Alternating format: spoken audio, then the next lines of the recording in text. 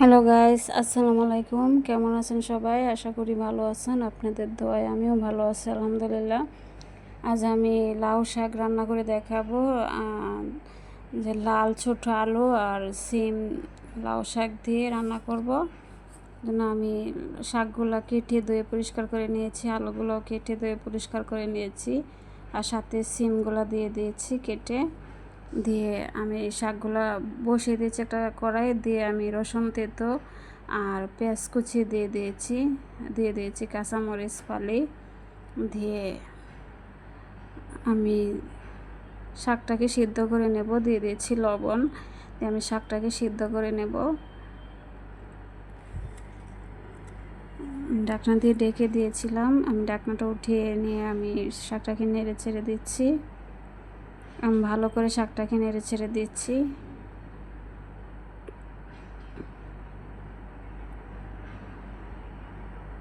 আর এইভাবে শাকটা রান্না করলে খুবই ভালো লাগে খেতে। আমি ভালো করে নেড়ে ছেড়ে দিচ্ছি। পানি উঠেছে, পানিটা শুকিয়ে নেব নাড়াচাড়া করে দিয়ে। আমি আবার ঢাকনা দিয়ে ঢেকে দিচ্ছি। ঢাকনাটা উঠিয়ে নিচ্ছি। ওই দেখুন অনেকটা পানি উঠে গেছে, পানিটাও কমে যাবে, এর ভিতরে শাকটা সিদ্ধ হয়ে যাবে যেহেতু আলু আছে।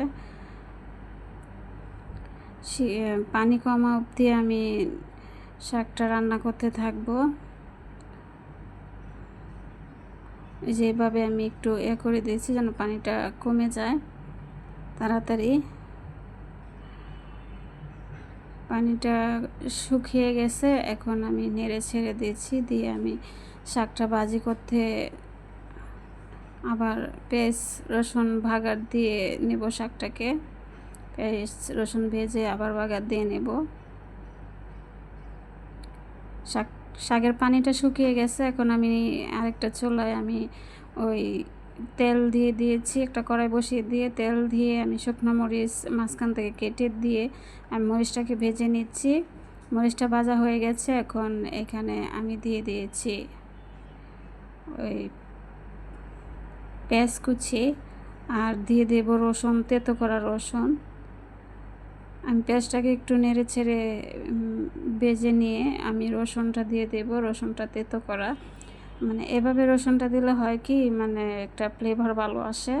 একটু তেতো করে দিলে ফ্লেভারটা একটু স্ট্রং হয়, ভালো আসে, সেজন্য তেতো করে দিয়েছি। দেখুন পেঁয়াজ রসুনটা ভাজা হয়ে গেছে, এখন আমি শাকটা এখানে ঢেলে দিয়ে আমি শাকটাকে ভেজে নেব।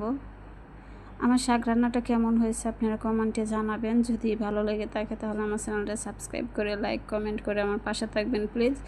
আপনারা যদি আমার পাশে থাকেন তাহলে আমি সামনের দিকে এগিয়ে যেতে পারবো, অনুপ্রেরণা পাবো, আর এরকম ভিডিও বানাতে সাহস পাবো। আর যারা সাবস্ক্রাইব করে দিয়েছেন আপনাদেরকে অনেক অনেক ধন্যবাদ, আর যারা করেননি প্লিজ করে দেন। আর যারা আপনাদের মূল্যবান সময় দিয়ে আমার ভিডিওটা দেখছেন আপনাদেরকে অনেক অনেক ধন্যবাদ।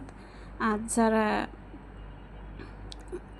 আমার ভিডিওটা আপনারা কমেন্ট করে জানাবেন কেমন হয়েছে, আর দেখার সময় একটা লাইক দিয়ে দিন প্লিজ।